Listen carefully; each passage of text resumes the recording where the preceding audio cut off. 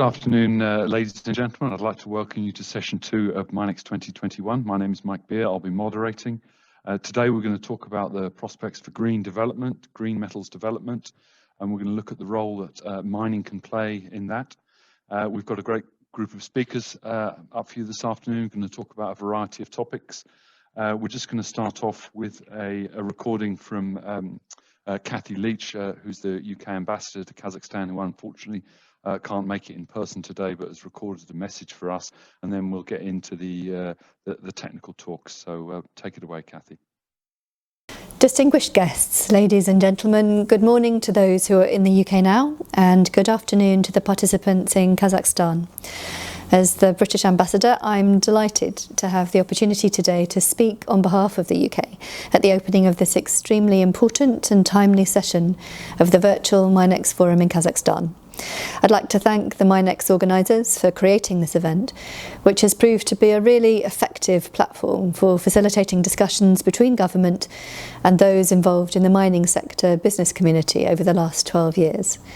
It's seen a number of new partnerships and the fostering of new collaborations in Kazakhstan's mining and metal sector. For example, FL Smit, a UK-registered engineering company, opened their supercentre in Karaganda in June this year to ensure equipment supply to local mining companies in the region. JCB launched their third dealership centre in Kazakhstan last week, and a number of mining companies are now involved in geological exploration works across the country. It all looks very positive.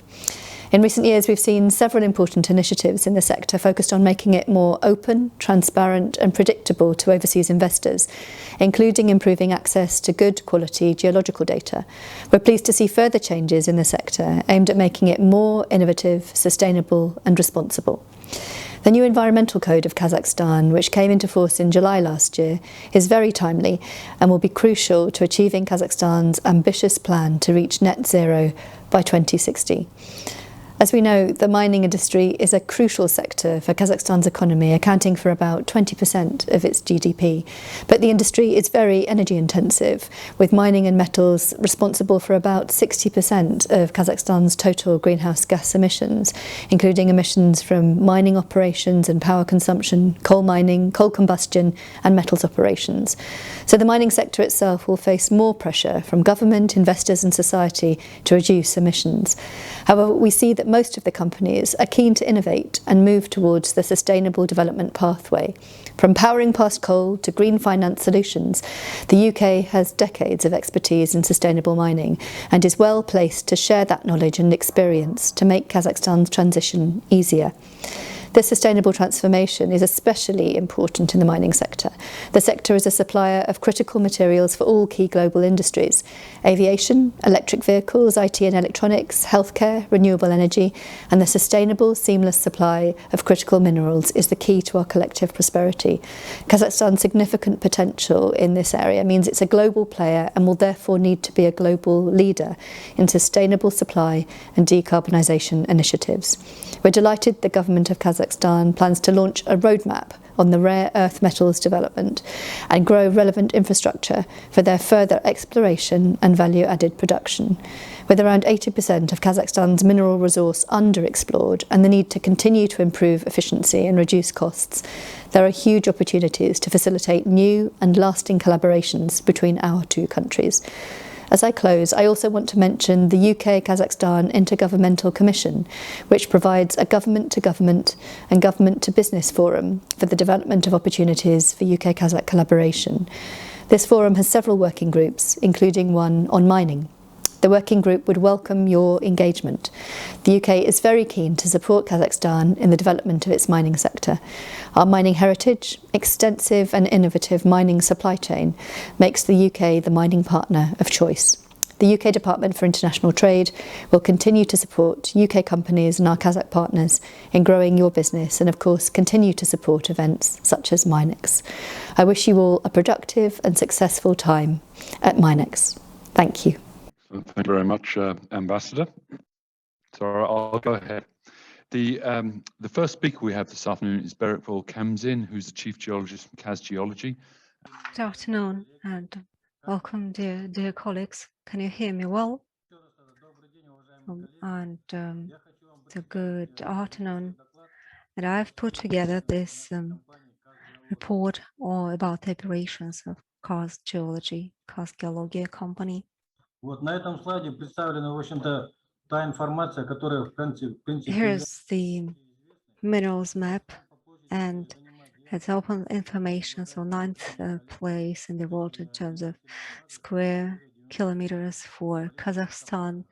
So lots of minerals are found in our territory, and that's 25% of discovered. And these are just closer to the surface, the deposits that have been discovered. Obviously, there is a potential for further discoveries in several regions. We'll look at the central part, so in northern, the eastern. So there's new deposits can be expected in central and south regions, and also there are possibilities to go for wolfram, molybdenum, aluminum, and rare earth minerals. And our company was so the decision was taken to set up this company in 2019, and that was during the governmental session, and our president set up as an instruction, so a decree was adopted to set up the company Karst Geology. So now we're looking at the timeline of our company and also the information about those that were in charge of its operations. So these are the key tasks, so that would include exploration in order to discover some potentially productive areas to increase our reserves for all minerals, hydrogens, solid minerals, rare earth minerals, and these are the minerals that can be used for commercial production and the development of projects. So for this kind of operations, we are well equipped with the items that are shown on the slide. So these are drilling units provided by a British company and Swedish company, and in addition to that, we also acquired loads of equipment units for all operations that we undertake. That there are 4 teams equipped, fully equipped at Phoenix, another supplier from Canada, and again that this equipment is in place. So it has been provided by, as I said, a supplier from Canada, and another supplier from Russia. So this slide shows that our operations and the ALS group. So last year we set up a lab in Karaganda. So it just explains all the numbers behind this lab, and it is quite effective, up and running. So up to 600,000 samples per year can be prepared, and then up to 600,000 per year actually is the production capacity of this lab. So on the investment run above 1 million tenge, and 80% then was contributed by ALS Kaskap, our joint venture, so that participated in the project. Next, so currently we are just developing this National Bank for Mineral Resource for the Republic of Kazakhstan. So the National Bank will be also used as a tool for better interaction with investors, and also improve the monitoring and reporting on exploration related activities and operations. So the data bank is expected to be launched, and it's July this year that we did some testing. So this is work in progress. This slide shows just the results, our operational results. By the way, we can say that we've been in operation for 10 years, and obviously you'll see that we've been increasing the volume of operations based on the state orders, and as of 2020 it's more than 16 billion tenge. So over the past 5 years, there was a continuous intake of resources and reserves. So this slide shows that it was in 2019 that we had a zero for complete projects. However, in 2020, we did have 9 projects under completion, so those were completed, and then we received those thousands of tons, 116 for copper, million for tons of molybdenum, and the minerals that were listed on the slide. So next, we further tracked investment to exploration in Kazakhstan. So over the period of question, we have seen 47 projects. These are international projects. Rio Tinto, almost won Tigrim, Polymetal, that's a Russian company, and the domestic company Kazakhmys. So these are junior companies. So that's the investment period, and we have achieved more than 68 million tenges. So as of today, we also expect exploration worth more than 51 million tenge, and we're looking at more than 22 billion tenge in terms of completed works. So given this heightened interest towards lithium, it was in 2016 that our company put together a proposal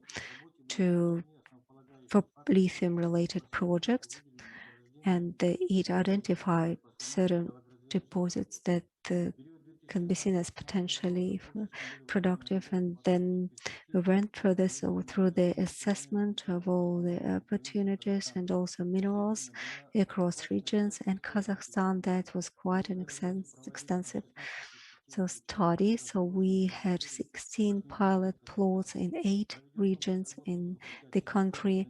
So the activities would include distance or remote testings at lab results and the taken samples. We collected all the geological information, analyzed it, and then produced a database for rare minerals that covers more than 800 items. So that studies were then referred to or handed over to the Committee for Geology, so the Verkhneuspensky.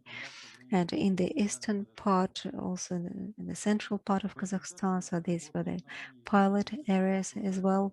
So we had this statistical analysis, and then the findings were further used for developing projects. So as of this year, now we received a request from the Committee for Geology to work on certain plots, 8 plots in eastern part, and then 1 in the northern part, 1 in the central part, and also several areas in the south part at Chuvaktal, Arkhipjazsk. So these are all listed at the bottom of the slide. So again, we have completed the putting together of all the engineering documents, and next year, so we are planning to launch geological exploration. And in a nutshell, that's the information that I wanted to share with you regarding the operations of our company. And thank you for listening. We'll be happy to take your questions. Maybe we should move on to the next speaker. I think perhaps we should move on to Kirill and Victor from Ernst & Young, who are going to give their perspective, and we'll come back to Nariman when we can find him. So Kirill and Victor, if you'd like to take it away, please. Yes, thank you. Until we're bringing the slides, I'll make a short introduction. Kirill and I, thank you. Just we see it on the full screen. So with Kirill, we would like now to speak about the decarbonization in mining industry and metallurgy. What we see, what's happening there, what are the challenges and opportunities? Yes, and we'll speak in turns. I'll start with the presentation, then Kirill will join me. Okay, let's come to the next slide. This is a very short presentation of the company. Why we have this joint presentation? Because we have in one team, this is Ernst & Young. We are called EY, Ernst & Young Company, and we work jointly on the issues of decarbonization and development of decarbonization strategies, both for the companies, for the economies, for the industries. EY Parthenon, we are involved in strategic part of these issues. This is my team, and we are and the other group, ESG, they're in operational part, which are related to decarbonization. And today, Kirill Kozenyashev is representing EY Parthenon, and I'm representing the group on ESG projects. So this is a united team that we work on a joint projects, thus we can cover fully what is performed in the framework of decarbonization in Kazakhstan, in mining and metallurgic companies. And the main topic or main thing that I want to mention that today it's unreal to deny that climate agenda is already on the radar or on the tables of the leaders of all largest companies, mining companies, and we now focus on transition to low carbon development or carbon neutral development, and we see it all over the world and impacts directly on the mining industry. And we have to include here the items of reputation, and also strictness of regulation everywhere, including Kazakhstan, and we'll see it next year in Kazakhstan. Also the changes we see in the market of capital, international market of capital, how they invest, which project they select, how they select the objects for investment, how they take into account ESG parameters. We'll speak about this tomorrow in one of the sessions, but this trend to follow the ESG principles and moving on the road of decarbonization, this is already a fact. This is a reality, and we have to live in this reality, and we cannot hide from it. Accordingly, as I have said already, in different regions of the world, there are goals on achieving the carbon neutrality, like in Kazakhstan or in China by 2060, and also more ambitious goals that were set by EU, like reduction of emissions to 100% to 2050, and also in the other regions of the world we see different types of carbon regulation, we see the changes of the market of capital, and all these presses and impacts the mining industry and mining companies. One of the proof, one of the confirmation of this, we have the annual survey, top 10 of main risks and opportunities in the for mining companies. Regularly, we present the results of these surveys on MINEX Forum, and in the latest survey that we perform in 2021, this is decarbonization as a risk, from which there are a lot of headaches of the leaders and top management of the company. It's not in top 10, it's top 5. So this risk is identified as one of the key risks, and every leader, every manager of the company have to focus on this risk. And there are other surveys that show that should be done on this way for the mining companies, but there's still a lot to be done on this road. You know, there are a lot of different programs, events, and activities, like, for instance, different strategies, Climate Plus, and we understand now that practically not a single mining company in the world has not enough level of ambitions to reduce all 3 categories of the GHG emissions to really achieve the goals of the Paris Agreement. There is a movement from investment community in the market of capital, which is not only taking into account these criteria ESG, but they just stop financing the certain big segments, big sectors of the mining industry, like coal, for instance.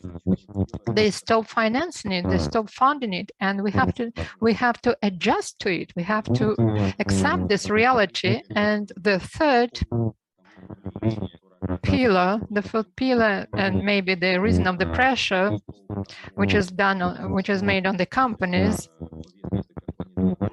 on which we put our agenda of decarbonization. This is a change of the paradigm in the world, the transition from shareholder capital to the stakeholder capital, from capital which is oriented to the maximization of the share value and value of the company for the shareholders, to the capitalism, so-called inclusive or stakeholders capitalism, where the long-term value is important, the long-term value of the company that the company brings into the world, where the shareholders, the investors, just one group of the stakeholders who are related with the operation of the company and can impact the activity of the company, and the company and its in return impact them. And thus we use this notion of the long-term assessment, how to assess the cost of the company and how to understand where the company moves, what is the value of the company.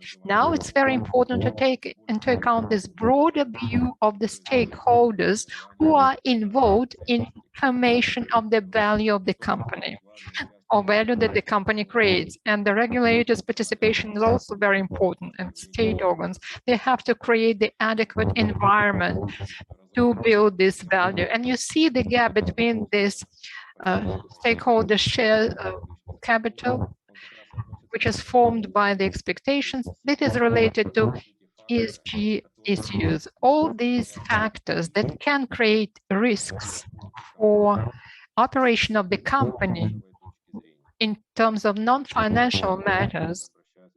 Investors are very attentive to these factors. And as I said before, tomorrow, on our second day, we'll talk about this in detail. Here, you can see some statistics, some data, what investors already prefer, how they look, how they select the companies, and we see how they communicate with the companies and they follow their agenda, their strategy on decarbonization. And practically, the necessity to reduce the GHG emissions. This is one of the main ecological problems for the M&M companies. There are a lot of solutions here, and my colleague Kirill will speak about it. We'll continue. He will speak about the technical solutions that we'll see in this area, but there are a lot of options.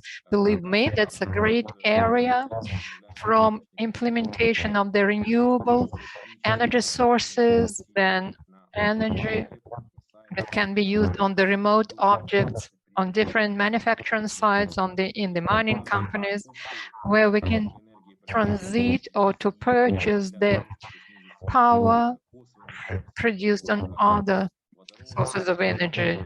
Then hydrogen is very active topic, to be very topical now. We discuss it as an alternative fuel, as a primary energy carrier, and the possibility to save energy. We also have to speak about the physical risks, about climate changes. They also impact the activity of the M&M companies, not only risk of changes in the regulation and legislation, changes in investments, but also physical risk. This is the problem with the access to the water, because we have some regions which are deprived of water, very high temperature, pressure differential in temperature, then the violation of the logistics. It means these are the changes of the climate that impact mining companies.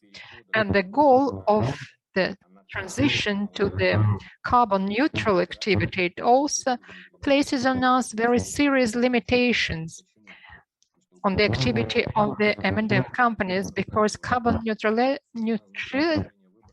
doesn't mean that we have to bring the emissions up to the zero level, where it's impossible technologically or non-profitable. So we have to compensate this gap with the help of different compensative projects, starting from, planting of the forests or changing the product portfolio and production of the carbon neutral materials and products. And my colleague will speak about it. And next slide, please. There is a curve that shows you this diagram, which shows the reduction of the average cost of the solar energy. Why we show it here? We want to show you that on the one hand, we need to reduce the emissions from the greenhouse gases. This is a very important issue, but technological development, on the other hand, is going very rapidly, and the costs of the reduction today and in 10 years that coming from the different sources, it will be different. So that's again causes some kind of problems for the M&M companies because they understand they need to reduce it today, but technologies with the help of which I will reduce it later will be much less expensive. So how to distribute capex, how to balance where to invest, and which expenditures I may see today that appear because of these, new regulations. That's another cause of the headaches for the managers of the company. Now I will give the floor to the Kirill, and he will speak about some cases. He will speak about the companies, what they do right now with decarbonization, some of the companies in different industries. Kirill, the floor is yours. Victor, thank you very much. Thank you. In the next part of my presentation, we'll speak about some practical cases, practical issues, and I'll give some examples like mining companies in the world now work with processes of climate agenda and with decarbonization. We work with a number of mining companies in the world on environmental issues, and we help them to form their strategy, and we define their, activities.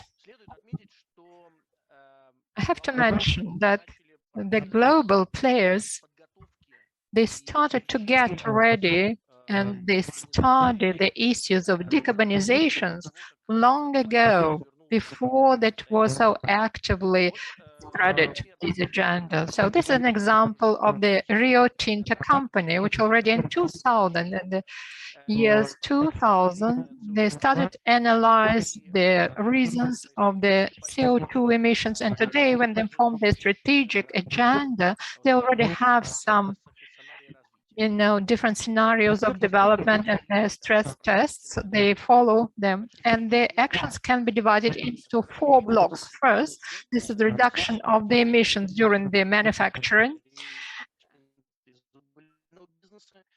It is done, for instance, they withdraw the activities from the coal business, and they also focus on the materials with the low carbon footprint, then to reduce the carbon footprint on every business unit, and to develop their renewables. And also they focus on the certain technological solutions. We'll speak about it a bit later. The third block also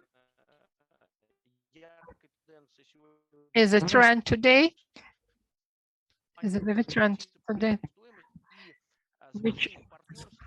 and this is a partnerships on the elements where you can see it's a kind of complementing in order to achieve their goals in energy efficiency and decarbonization. And the fourth, there's a risk. We all understand that we are living in a changing world, especially which is related to the climate changes. And here companies focus first of all on the scenario approach and modern climatic changes. Another important thing, this is not only the general strategy, but this is also the exact results that have been achieved and that are shown in implementation of investment projects. Here, you may see the Bateman curve, which allows you to see the general effect, the cumulative effect of all the projects, a perspective for the coming 10 years.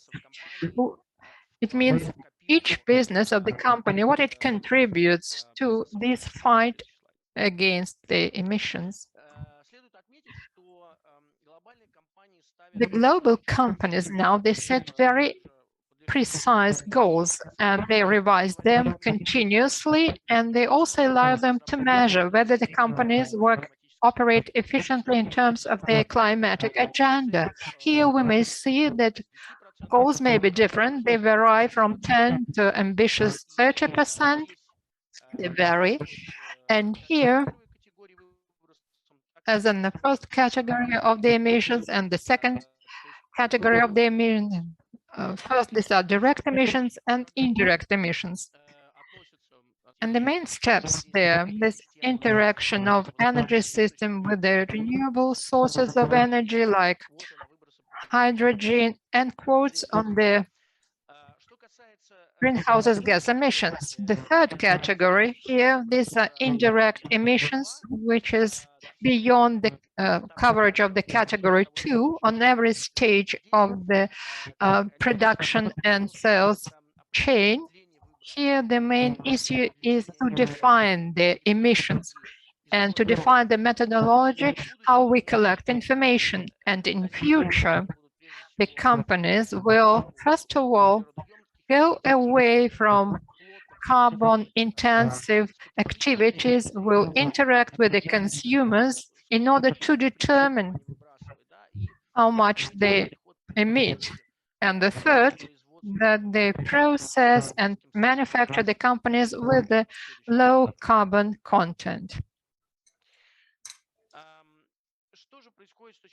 What's happening here in terms of technological solutions? So on this slide, you may see, give you the number of examples of technologies that currently are used by the companies. And here I have to mention, because we see the increase of intensity of the strictness of the environmental engine, we see the very rapid development of the technologies, and the testing is going much quicker, and this cycle reduced somehow from development to implementation. And we're talking about three main elements: energy efficiency, decarbonization, and introduction of the principle of the closed cycle with the minimization of the wastes. On the next slide, you can see that a number of technologies are now at the stage of to be introduced commercially and applied commercially, and some of the technologies now are still at the under the process of development. They're still under development. All these technologies that currently are used already, they cause the reduction of the emissions, and not only this, but also they increase the efficiency, operational efficiency of the company, which is also quite important for the deployment of the technologies. Speaking about the technologies which are still under development, we'll see that timelines for the implementations are rather long. And of course, the main thing here, the speed of the development of hydrogen technologies. And within our operation, we work with a number of international companies in terms of introducing these technologies related to application of hydrogen and hydrogen emission. Here we see quite a great potential, which now becomes very popular. And on the next slide, to sum up, I want to say that yes, new technologies cause the reduction of the emissions, but unfortunately now we still see there's a growth of costs. And this is a very important element for the licensees and those who use these technologies. It's important to work on every element of the costs in order to reduce them to the level of conventional technologies that would become more applicable and to be implemented in practice and used in the practical manufacturing. I guess next up, it's time for my talk. So I'll just share my screen and we can get started. Right, now what I'm going to do is I'm going to talk about the low carbon mining perspectives from quite a practical perspective, and how we might go about tackling it as we think about how we're going to construct these mines and operate these mines with a lower carbon footprint. And it's we see a lot of these buzzwords about, we see a lot of the rhetoric about what's happening in the industry and what needs to happen. And I'm going to talk about three areas. I'm going to talk about construction and about how we can build mines with a lower carbon footprint. Obviously, I don't have very long to talk about it, so I'm just going to touch on topics here really and give a couple of case studies that I've been involved in. I'm also going to talk about on-site operations and what they could look like to reduce their carbon footprint. Also, we're going to bring into it the off-site issues and how they can affect operations.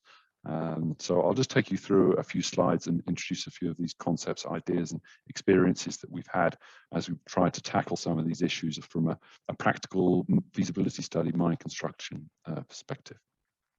So if we look about mine construction and think about how we might go about it, reducing our carbon footprint, when we talk about building something, it doesn't just apply to mines, it applies to building, you know, roads, airports, houses, whatever. But steel and concrete that we use are quite carbon intensive, and it's going to take advances in technology and substantial investment to make those zero carbon. And some of the technology isn't out there yet. So, for example, when you look at steel, I noticed that Vale recently, a Brazilian steel producer, announced low green briquettes, they called them, that use 10% less carbon. So they were hailing that as a sort of a breakthrough, but it's not actually much of a saving if you're looking for net zero. So this innovation has got quite a way to go to allow builders of mines with low carbon steel or no carbon concrete, and concrete, there's similar issues with cement. And when we look about other materials, things like plastics that go into construction and about they're based on oil, and there's a long way to go. Then when we look at the transport of materials, that's predominantly by road and diesel powered vehicles, that we are a very long way to go with making the transport of materials net zero carbon. And then there's issues related to the workforce and the transport for the workforce, where the work is done, that have an impact. So from my perspective, from looking at mining projects and trying to build them greener and look at them, how we can do it from a pre-feasibility and a feasibility perspective, which is the starting point really for new mines, we have to consider it at the construction stage. It's extremely challenging. There's a lot of very small things to do to reach this goal. So there's the goal. There's lots of moving parts that we have to see to in order to reach a lower carbon footprint when it comes to construction. And also, one of the things that's difficult for construction companies, for mining companies, is there's lots of things that are out of their control. So, for example, if you want to buy the steel I was talking about, what choices do you have in the market? Same with cement, is that if it's not being produced out there, probably the only way that you're going to come to net carbon zero is by offsetting. So you're going to have to find a rainforest somewhere that you can preserve or maintain or build or whatever it is to get carbon credits. So I think that's a very important thing to consider when we're going down this path, is that it's not just a few industries, a few sectors that are going to have to embark on this path. It's almost every part of our daily working lives, whatever you might be involved in, whether it's the transport sector, energy, manufacturing, that these industries, every industry is going to have to fundamentally change the way it does things if we're going to be able to build a green mine, for example. So there's a lot of catching up to do in terms of technology, and that was something that Victor touched upon in his talk. Now, I'd just like to touch upon a case study here in Kazakhstan, where some of you might be thinking this low carbon kind of mining is a long way away. But there's actually quite a good example of a relatively low carbon operation in Kazakhstan right now. It's called Koktashel Terekti in northeast Kazakhstan. It's a copper mine, it's an open pit. And it was set up to be highly mechanized from an automation perspective. Excuse me. So after drilling and blasting the ore, the mine's set up to excavate in slices, and it uses an excavator with a mobile crusher, an electric-powered excavator to feed into an electric crusher, electric conveyors that take it to an electric-powered mill. So if they maintain their mining sequence there, they can do almost all of their mining using electric power. So that obviously has the opportunity to produce a copper concentrate here, where the carbon footprint, certainly in terms of hydrocarbons for the direct production of it, obviously we talked about the construction, that's another matter, but an operation of a mine like this that was set up to be highly efficient and automated can actually be a low carbon operator. Although it has to be said that unfortunately for this mine, in this example, it actually gets its power from coal-fired sources 100, 200 kilometers away or so. So Unfortunately, it can't claim at this point to be low carbon in that sense, but the good news is certainly for those operators or for the people heading in that direction is that providing that the government and the energy providers can come up with sources of electricity that are renewable, as Victor was pointing out on his slides there, that there's been a sea change in the viability and the price that you can buy solar power for, or wind power, certainly as we see in the UK, is a good example of that, that can bring the costs right down. So I think if the mining industry is asking itself, how can we operate without the diesel-powered equipment, there are examples already in operation in Kazakhstan where they're doing this. We just need to find alternative power sources that can give it a greener, a cleaner, and a low-carbon supply of power. So it's actually quite a positive example to talk about. Now, excuse me, another case study I'd like to talk about is a project that's being planned in Africa at the moment, in Botswana. It's one that SRK is working on. It's a company called Guiani Metals. They're listed in Canada. You can look them up and find out more details. I'm just going to run over a few aspects of that project. And we're involved in the planning process and about how to make that greener. And the objective of this mine is to mine manganese, but not for conventional steel making. No, it's to produce manganese for battery production, directly for battery production. So this is a manganese product that will be produced by leaching manganese products from the ore, dissolving them, and then using electrical processes to refine, in this case, manganese monohydrate monosulfate product for batteries, for battery cathodes. And they're planning to use solar power for this operation, which obviously has the disadvantage of during the night they have to find alternative sources. And also in the planning stage, we're planning to use as much electric equipment as possible. But we've come across several problems with that, in the sense that the local grid in that part of Africa is predominantly coal powered.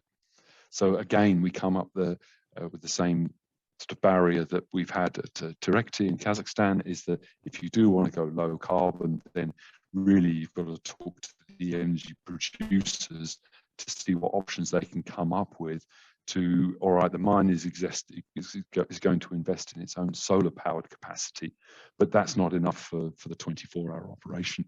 There is an alternative to provide batteries so that the solar power can run at night, but that's probably quite an investment for a small project of this size to actually make. So some of these questions that we're talking about, trying to make these projects greener at the feasibility stage, they might actually add too much capital. So we have got to be wary of that. So when we're talking about zero net carbon, again, we're probably going to go back to, for the operation of a mine like this, if we can't get low carbon electricity other than the solar they're going to produce on site, then probably some offsetting will be required.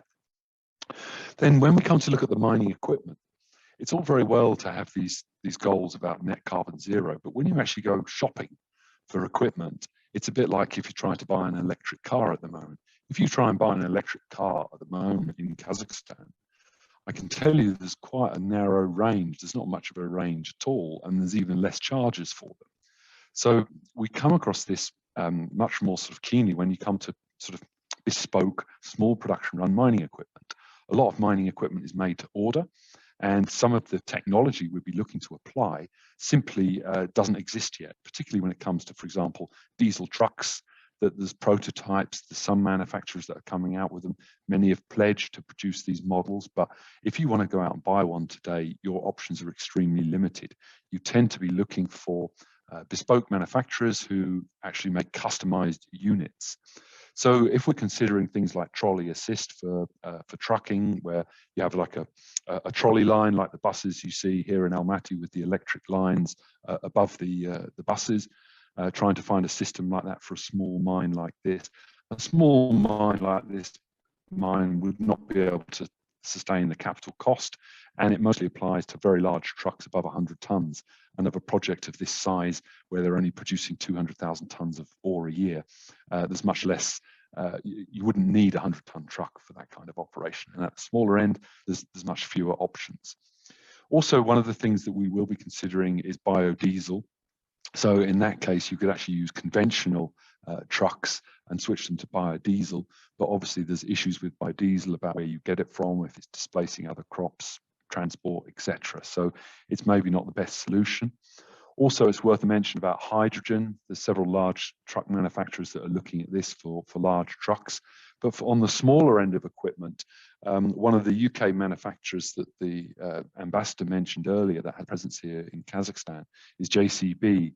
And they're actually looking at using conventional internal combustion engines, but converting them to run on hydrogen, which, although it's not a perfect solution, it's a solution that would massively reduce their carbon footprint and would perhaps be a transition step to full electrification of some of this equipment. So that's a very interesting development to look at. But it's something that is going to require a lot of work from consultants to try and find some of these low carbon options in the short to medium term for mines that are considering going greener with their production.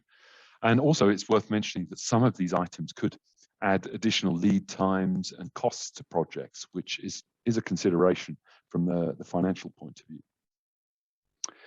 Now, if we look about some of the barriers to overcome, I've mentioned about governments generating electricity. It really is going to take governments changing their policies and driving energy production in other directions. And we certainly see a lot of movement in certainly in Kazakhstan and governments around the world in that direction. But obviously it needs to be quite radical action, and it needs to be happening right now to implement these things in the kinds of time frames that people are talking about. I mentioned about technology. Technology is desperately needed, and that needs investment and time. It has to come from somewhere. It doesn't just fall from the sky. Also, there's a conservative mindset over in mining, is that there's very much a reliance on old technology, always doing the things that we've always done, the way we've always done them, and not changing. And I find this when I'm trying to convince mining companies to do feasibility studies. They want a document that's as cheap as possible, that's as high quality as possible, that allows them to raise the money. And when you ask them about us looking at green options for development and other scenarios, their next question is, well, how much is this going to cost? So I do think there has to be a change in mindset that if we're to look at other options and try and have low carbon solutions, then we're going to have to pay for them. It's as simple as that. And I think there's plenty of people who understand that and appreciate it now. But it's not always the case, as we see from the solar panels example, is that costs can go down. And I'd like to introduce the term a green feasibility study. Is we apply these adjectives. We have a bankable feasibility study that's supposedly something that banks might accept. We have detailed or definitive feasibility study, which normally doesn't mean anything. And the JORC code is very explicit about what these superfluous adjectives in front of the phrase feasibility study actually mean. So I would like to challenge the industry. Why don't we come up with a GFS that means something, a green feasibility study, where we actually look at the carbon footprint in a very holistic way and from all angles and all perspectives, and build it into these projects. So I certainly think that that's something that lenders and project developers need to think seriously about. And I'll certainly be asking my clients whether they'll ditch the D for a G.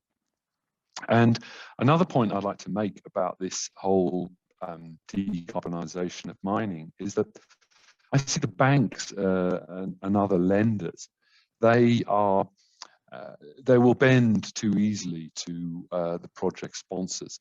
So their bottom line is money, and I see that often trumps any environmental or social consideration. As long as they can build the project and they reduce the risk, really the carbon footprint is not a huge significant issue from their point of view. And that is a very common perspective in the industry, and it's probably one that I'd like to take to the panel after this talk a bit later when we ask a few questions. Another point about this whole decarbonisation is standards. There's an awful lot of differing standards that you can follow about approaching environmental and social governance in general. For resources and reserves, we've standardized quite nicely. We have the CRISCO set of codes that are all aligned around the world. So the CAS-RC aligns perfectly with JORC and with CIM, other codes in the world. And it's very easy from the resource and reserve perspective to move between them. But I don't see the same standardization with environmental standards. And I think that's very important when we come to the believability of when companies say they're going to be net carbon neutral, or governments say that. My question is, well, who's going to verify that? We have ways that will verify resources and reserves with competent persons and signing off on these standards that everyone agrees and accepts. Where are we going to reach that point with low carbon? We've already seen German companies automobile companies have ended up paying out large amounts of compensation for fitting cheap devices to tell the public about lower carbon emissions from diesel vehicles. So I wonder if these manufacturers in the future are going to commit similar sins when it comes to their carbon footprint. And who's going to verify it when you see an advert for a VW on TV that says it's net carbon neutral? It's a question of according to who. Just a few conclusions to wrap up there. I'm probably talking a bit too long now. I think it's fair to say that building low carbon and operating is easier said than done. Planning stage at the PFS and the FS and the scoping levels are crucial to that. And I think we need governments to really push this and really help be a team effort between all the stakeholders to achieve this. Everyone has to acknowledge investment is required. There will be a transition period. It's not going to happen overnight, and some of the governments may need to revisit their targets if they're not able to offset in a believable way. I certainly think there's many benefits that could be realized. For example, clean air, that you can talk whatever you like about low carbon economy, but if you get rid of diesel vehicles, for example, and petrol vehicles out of a city, everyone will thank you for the clean air, regardless of what it might have to do with climate change. And as I said, standards will be very important. So just to wrap up, I think that everyone has to be ready for these additional costs and technical challenges to implement these solutions. Governments need to invest and be wary of that. Banks need to be more consistent with their policies in order to support projects and make sure these things actually happen and make it clear to developers that they're necessary. And I think that we need to think very carefully about our choice of standards in order for us to believe each other when we say we're reaching these targets. So thank you very much, and I'll stop there and I'll leave it to the next speaker to take over.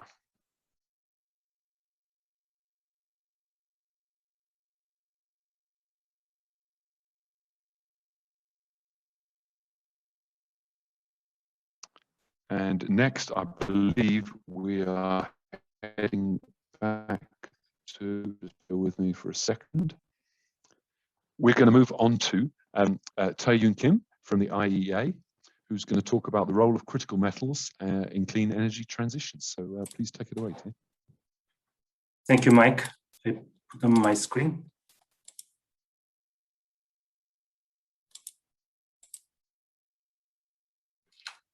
So it's a pleasure to be here to talk about the role of critical minerals in clean energy transitions.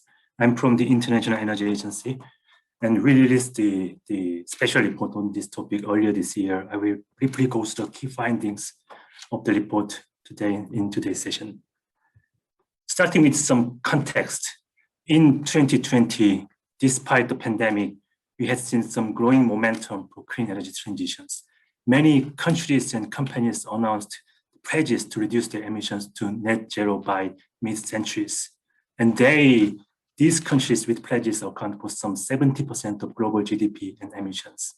And of course, these are yet pledges, but as they turn into actions, it implies a massive acceleration in clean energy deployment. But a clean energy system is quite different from the one fueled by hydrocarbons in a way that they need a lot of minerals and metals to build.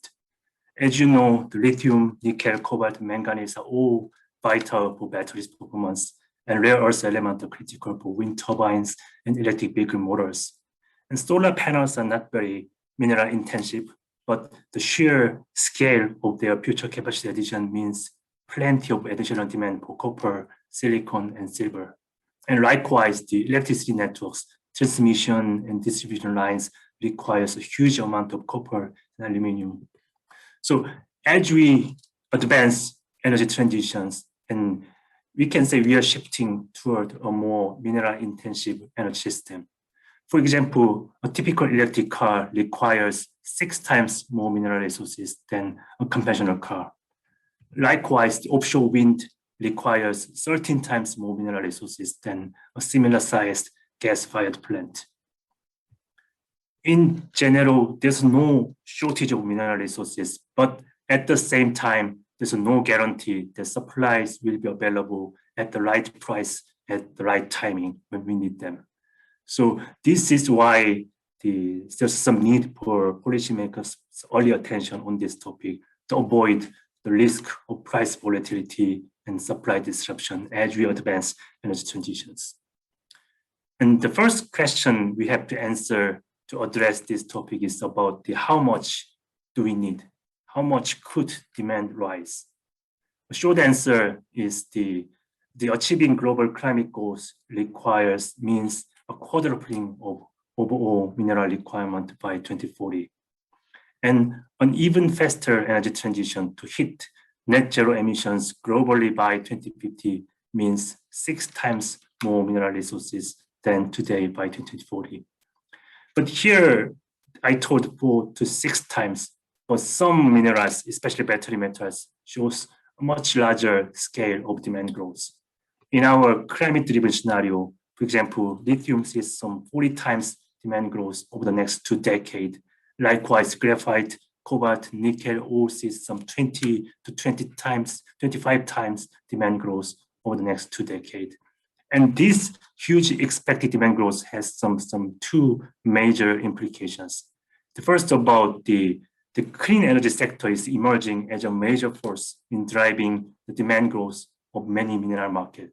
So there's some clear strengthening linkages between the mineral field and the energy market. So energy audience, energy stakeholders need to understand what is happening in mineral and metal market, but also the metal industry need to understand what is happening in the energy transition space. And the second implication is about the cost of clean energy technologies. Over the past decade, we have seen rapid reduction in the cost of clean energy technologies due to technology learnings and also economies of scale. But the outcome of that is now the raw materials, including minerals and metals, account for a larger portion of total cost of clean energy technologies. That means the price spike or fluctuations can have a major impact on the cost of clean energy technologies, and in turn, the investment requirement for clean energy transitions, which is why the IEA, as an energy agency, is paying attention to these topics. And there is also implications for the companies that mine and process these minerals and metals. Today, the revenue from coal production is around 10 times larger than the revenue from energy transition minerals. But in our climate-driven scenario, this picture changes quite rapidly as coal use goes into structural declines and energy transition minerals gain a tailwind from rising demand and also rising prices. The combined revenue from energy transition minerals, the overtake that of coal production well before 2040, which has some implications for companies' business strategies and portfolios. And moving on to the supply side, the key issue on the supply side about the higher the level of geographical concentration of productions. For example, from copper to cobalt to lithium, the level of concentration is much higher than that of oil or natural gas. And this is not just about the mining. So when it comes to processing and refining, the level of concentration is even more visible with China's strong presence across the board. So why it matters? So when there's some physical disruptions or trade restrictions or other event happens in a major producing country, then it means it can have a major impact on global supply and prices with some ripple impact on consumers. So this is why it matters, this concentration matters for consumers as well. And I think there's some strong role for Kazakhstan and also broader Central Asian region to play in enhancing the level of diversity in global supplies, and also the reducing the looming mismatch between supply and demand. The another question is whether the future supplies will be in a position to meet the rising demand in a climate-driven scenario. So we look at the production from operating mines and project under construction and compare that with the projected demand in our climate-driven scenario, energy transition scenario. And overall, today's investment and supply plans are geared toward a world with more insufficient and gradual action on climate change. So there's some looming mismatch between the strengthened climate ambitions and the supply of minerals. And these challenges are compounded by the long lead time to develop project and also declining resource qualities. And another question we had to answer during this exercise is about because many of the energy transition minerals have higher emission intensity than other bulk materials. So when you take into account the emissions from mineral development and how clean are the clean energy technologies. So we look at the life cycle emissions of a choice between buying an electric car and buying a gasoline car today. So for gasoline car, so there's some emissions from the manufacturing phase, but the majority comes from the fuel that is combusted. And for electric car, there are some emissions from the manufacturing phase through the battery manufacturing and also the emissions from mineral development, but which is higher than that of gasoline car. But the gap is not that huge.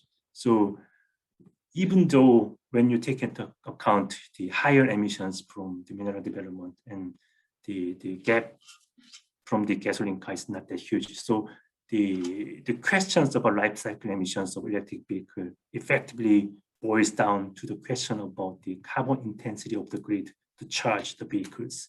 So when we consider global average electricity mix in our climate-driven scenario, the life cycle emissions of electric vehicles are around half of that of a gasoline car, with the potential for further reduction when we're using the cleaner electricity.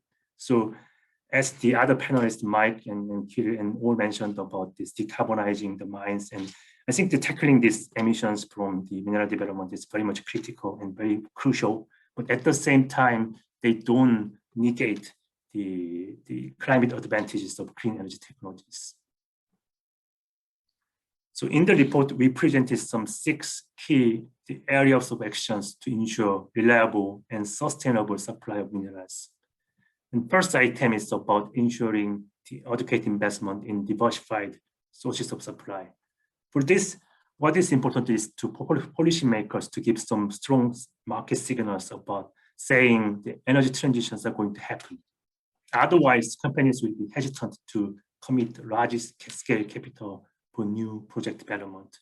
So it is very much crucial to policymakers to step up ambitions and give some signals about energy transition to reduce the investment risks and attract more capital for the new project development. And there's some also scope to improve geological surveys and streamlining permitting procedures, and also the support, provided some policy support for strategic projects. And second thing about promoting the technology innovation at all points along the value chain. The scope of technology innovation can include both demand and production side. On the demand side, the scope can include the technologies allowing some material substitution and or reducing the material intensity. And on the production side, the technologies innovation can include technologies to reduce the energy use and the water use in the production process, or technologies that allows recovering the more mineral resources from the lower ore grade or waste streams. And the third element is about scaling of recycling and recover more valuable materials from the spent the batteries, solar panels, and wind turbines, because we are expecting a surge in the amount of spent batteries, wind turbines, and solar panels from the late 2020s. So putting in place some models and regulatory framework and structure infrastructure well in the advance of this surge will be very much critical and to ensure the reliable supply of minerals. And also there's some scope for supply chain resilience and market transparency, and also mainstreaming higher environmental and social governance standard. In recent days, many investors and consumers are calling for the volumes that are responsibly and sustainably produced. But the majority of today's production volumes are coming from the regions with either the higher emission intensity or low governance scores. That means if the environmental and social performance doesn't rise, and consumers will need to compete for a small pool of supply of responsibly produced volumes, and that could create the layers of market strains. And otherwise, in other aspect, the potential producers has some opportunities when they have some strong environmental and social performance. So there are some strong clear linkages between the higher environmental and social performance and also the security of mineral supply. And finally, we think no single country can address the challenges of rising demand alone. So there's some naturally strong case for strengthened international collaboration between producers and consumers via some regular policy dialogue and the regulatory coordination, and etc. So I will stop here and thank you for your attention.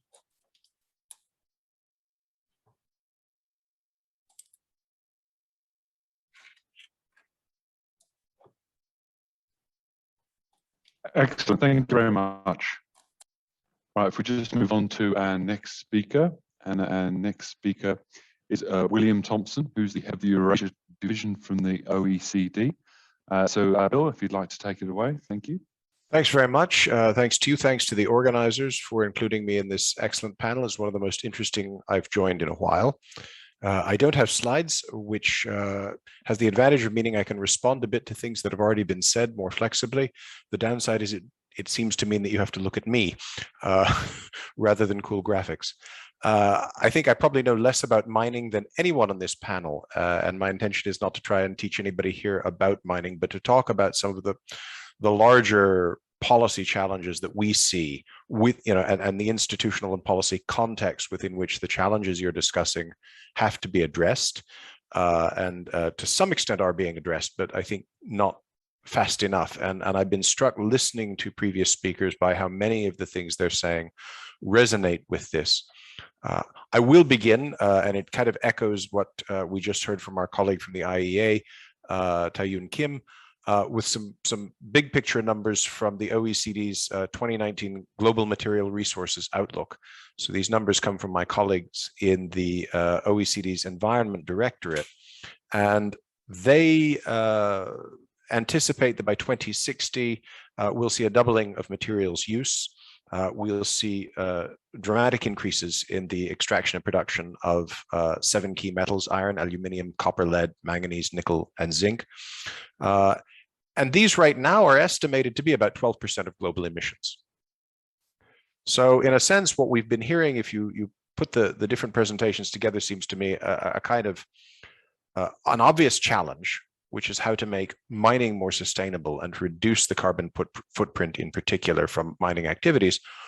On the other hand, we also see an absolutely tremendous opportunity because this is a sector that not only will grow, it absolutely has to grow if we are to manage the low carbon transition, because of that kind of very heavy reliance on low carbon technologies on hard minerals of various kinds. These technologies, especially batteries, are minerals intensive. We just heard that from the IEA a moment ago from Tae-Yoon Kim. And my colleagues in the Environment Directorate estimate the demand for lithium by the middle of the century will be up 11-fold, cobalt 7 times higher, graphite 5 times higher. I could go on. It's worth a look, the OECD Material Resources Outlook, if you're interested. And at the same time, we have this greening challenge. Mike presented some fascinating points about it. And of course, in particular, the energy use. And according to our Environment Directorate, worldwide, the estimate is that renewables account for a little less than 10% of energy consumed in mining activities. And again, the issue here for me to discuss and the things that we spend our time thinking about are not the technologies, but the policy barriers to accelerated uptake of greener technologies, of low carbon production techniques, of renewable energy. And here I very much appreciated, Victor's point early on about the fact that we have to the regulator, the policymaker has to create the conditions within which it makes sense for the investors and the producing companies to take these decisions. And I think much the same is true of what, Mike, you said about the banks and the financial sector. I don't think there's much point just asking the banks to hope that if they take a greener approach and explain it in their annual reporting, that then shareholders will forgive them for the fact that perhaps this is less profitable. I think we have, policy has a role in ensuring that this happens. One other point before I get to some specific issues for governments that has come out, Mike, you mentioned the proliferation of standards. I think this also came up in the presentations from ENY.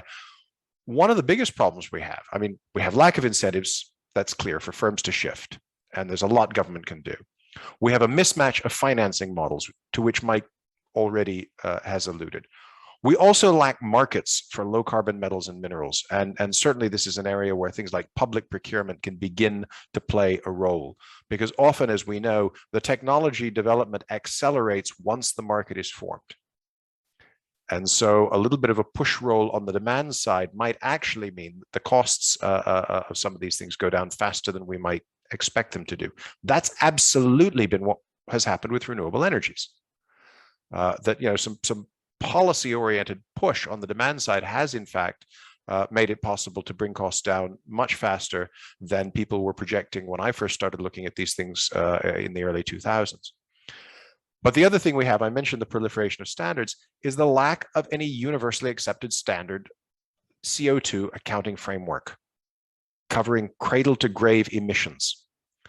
And that means that any disclosure by mining companies of their CO2 emissions may be missing important information, it may be accurate, it may be as accurate as the company can manage, but still not comparable. And there are some efforts underway that I think have to be promoted. The Collaborating on Materials Emissions Transparency Initiative is a private sector initiative, which I think is itself rather interesting, that the initiative here is coming from the private sector and not as one might expect from the regulators. But we need a method for carbon accounting and reporting that is tailored to the realities of the mining sector. Now, what are the roles for government? I've already started alluding to them, and I'm watching the clock. I'm talking too fast because I'm watching the clock, and I want to say some specific things about what Kazakhstan can do. But the first step, and for my money, the most important, is much more aggressive, effective, broad-based carbon pricing. And if I had a son, I would probably name him carbon tax or carbon price. Honestly, I tend, for reasons I won't go into here, to favor carbon taxes over emissions trading, but whatever. We need real carbon pricing, not because it will solve all of our problems, but because real carbon pricing will immediately orient incentives of all the actors involved in a way that makes it easier for other policy interventions to work. The fact of the matter is, everything we do on the low carbon transition without pricing carbon properly costs more for less return. It's as simple as that. We will change the equation fundamentally. And I've seen this in when I worked on urban development for a number of years. I worked with a number of countries in the emerging world, which were spending lots of money on promoting energy efficiency and at the same time had fossil fuel subsidies that were actually larger than the national education budgets. I mean, large chunks of GDP going to fossil fuel subsidies. That has to change. So I start with carbon pricing, but then within that, I think we can provide much stronger incentives for metals and mining sectors to use low carbon and energy efficient technologies to increase material recycling. That will involve changes to regulatory standards. That may involve public support for the rollout of some of these technologies. That obviously is going to be part of some of the agreements that governments should negotiate when they're developing new projects. And Mike's case study spoke to me because I think one of the critical points here is that new projects are where we can probably move fastest.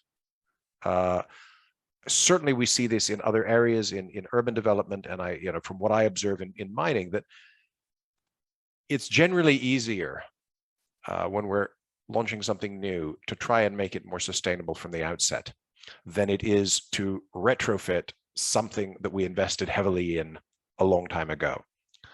So the decisions we make today are absolutely critical, because they will cost us far more if we don't make the right decisions now and find ourselves in some years' time having to turn around and remediate them very expensively.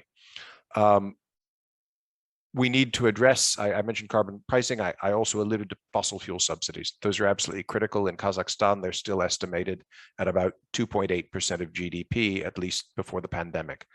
By global standards, that's not enormous, but that's still a non-trivial chunk of gross domestic product that is being spent not only in a way that is ineffective and inefficient, but in a way that cuts against long-run environmental goals.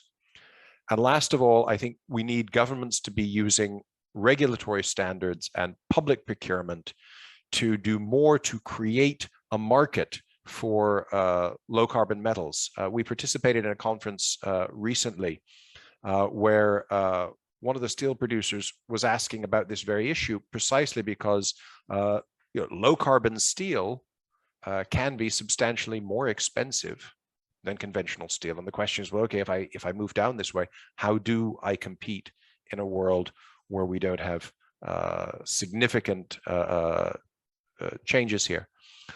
I'm already looking at my clock, wanting to wind up, but I want to say some things about Kazakhstan in particular, because this is what I work on mostly is economic policy. It's not sectoral policies like mining. But Kazakhstan still has a great deal to do simply to improve the investment climate. We're working with them on it right now. We have a big project on the legal environment for business.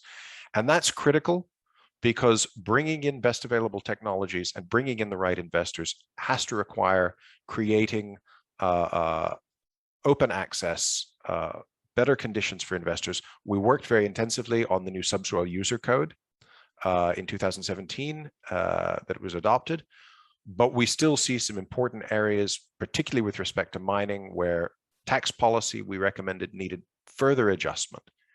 And here, one of the speakers mentioned the fact that there really is it's a package deal. The problem with trying to improve the investment climate for a sector like mining is you can do a whole lot of things right, but if you do one thing badly wrong in a highly competitive world, that will be enough to prevent the results. So we would like to see a tax base moving towards a more common profits-based approach. We would like to see some changes to regulation and oversight, and we would like to see more open competition. I've mentioned carbon pricing. I think there's a great deal that can be done. And of course, in the context of Kazakhstan, Mike mentioned the coal reliance of the case study he presented. We still see a lot that can be done to shift the fuel mix. There are other areas to be discussed, but I'm going on longer than I should. I just want to flag them up because the OECD is working on all of them with Kazakhstan, and we could perhaps come back to them in discussions. We are working with Kazakhstan in recent years. We've done some serious work on the innovation system. And the issue here is not simply homegrown development of cool new technologies. Very much the challenges have to do with commercialization and adoption, the absorption capacity. Even when the technologies are out there, getting them rolled out requires adjustments to innovation policies, also to education skills and science policies. And finally, this wouldn't be the OECD if I didn't emphasize how much more can be done on data and monitoring, on indicators, especially developing further the indicators within the OECD's green growth framework that are relevant to mining, air pollution, innovation, patent activity. These indicators don't simply cover carbon emissions. They cover a range of activities that are extremely relevant here. And we'd like to see Kazakhstan participating more actively in that work and in the development of further measurement frameworks, including in these OECD fora. We have an OECD network of mining cities and regions where a lot of this is under discussion, where Kazakhstan has participated on occasion, and we'd like to see more of that.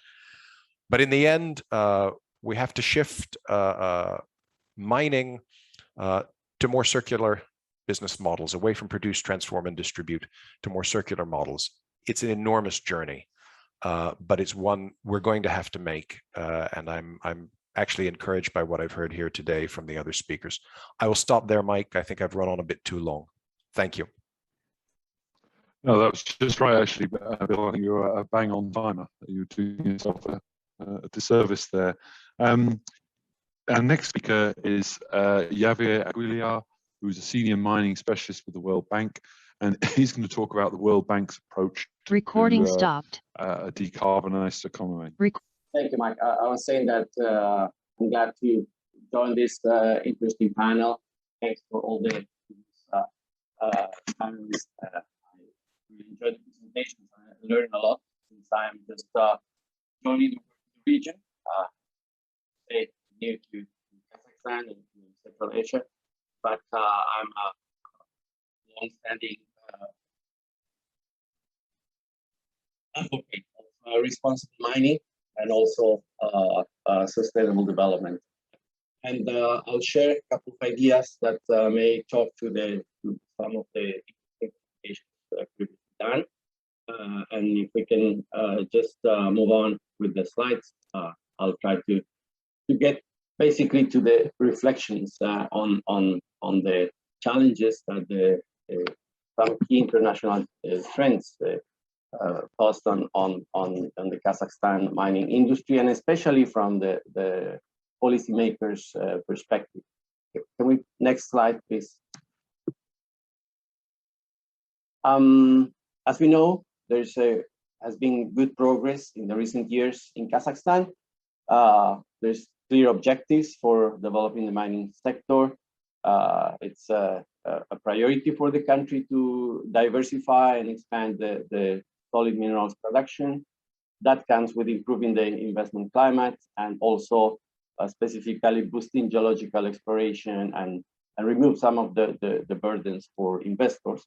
And there has been good progress in terms of approving the new code for subsoil and subsoil use, and also in terms of launching and approving a national plan for developing the geological exploration in the country, and the plans to establish and strengthen the National Geological Survey.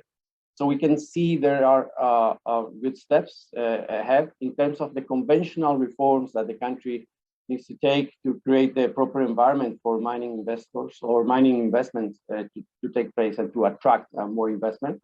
And those conventional reforms, as we know, are legal security of tenure of the licenses or the titles, competitive fiscal regime, and certain clear rules for environmental and social management of projects. But if we move on, and please the next slide, and we just have the presentation by Tae-Yoon Kim on the really some of the key trends that we are seeing in the energy transition globally. But let me talk briefly about the three main trends we see from the World Bank in terms of international forces that are really reshaping the mining industry. And one is the technological change, which really is all the digitalization, automation of the industry, looking mostly on improving productivity, but also some other big challenges for the industry. And that really creates a new demand for skills, a new set of skills that are needed to advance and respond to this challenge. Also, as we have seen from the EY presentation and the trends, social license to operate is key. It's an emphasis on greater development impact by project, not as a marginal activity of project, but a matter of feasibility in the long run for projects itself. But let's focus on the climate change challenge, which from our perspective basically establish demand for a new operational model by mining companies, and also a transitional on minerals that would be demanded in the future. I really like this graph by IEGA, that they show really the transition in terms of commodities that are demanded. So we see gradually we will see in the future, I would say sooner than later, offsetting of the coal demand and increasingly more and more what is called critical minerals more demanded. And if we go to the next one, and we can see a part of this transition of the minerals. Next slide, please. As also we have seen that it's much more intensive in terms of minerals. So that all just tells us that many panelists have said that we can expect just mining activity to ramp up and to expand. The question is basically on which minerals is this going to take place, and how it's going to take place, this activity. Next slide, please. So we see implications of climate change on the mining policy from a perspective of the country, basically on two sides. One is the transition to a new operational model. What do we mean with that? It's basically production with using less water, using less energy, generating less waste, and being carbon neutral. That's basically calling for adoption of kind of a circular economy approaches to production. And that's basically stands mostly for mitigation. And I really like the Mike, your presentation on this and how challenging it is also to move on that dimension. But the second one, and the one that I'm focused for the World Bank approach to the challenges in climate change, is the transition that what we call the right commodity. So we know that somehow there are certain minerals that we can expect that the demand is going to decrease over the long term. And on the other hand, we have what is called now critical minerals that we can just expect to see a increased demand for those minerals. So there is a transition that also will take place, not just within global mining corporation, which is also already taking place, corporations divesting for certain assets and move to and changing their interest in certain commodities. But it also, this talks to the country's policy on which minerals should the country pay attention to in terms of midterm and long-term development of the industry. Next slide, please. So the World Bank has been working, as you may know, in a very detailed approach to what we call the just transition in coal regions. And this comes from Bank's experience, but also from countries' experience, especially from Europe and Eastern Europe, where the World Bank has implemented several projects. But what is basically the lesson learned in terms of supporting this just transition in coal regions? That it's basically there's a need to focus on the regions, at the local level where mining activity takes place, on those small towns or cities that fully depend on coal activity, and focusing on their long-term regional transformation of the economy, and basically using tools or approaches like strategic spatial planning, which is really relevant for the repurposing of assets, or approaching the potential endowments or natural assets that the region may have. Also recognizing that there are different perspectives by stakeholders, vested interests, and the need for a close engagement and consultation with local stakeholders. And the broader approach is basically a place-based approach with a very detailed interest on basically workers transitioning from coal mine activity to new employment opportunities, and try to approach the issue through multidisciplinary responses. This goes beyond mining industry. It needs also to get industry, job creation, employment support, and education, new skills. All that should be approached by policymakers. If we move to the next slide, please.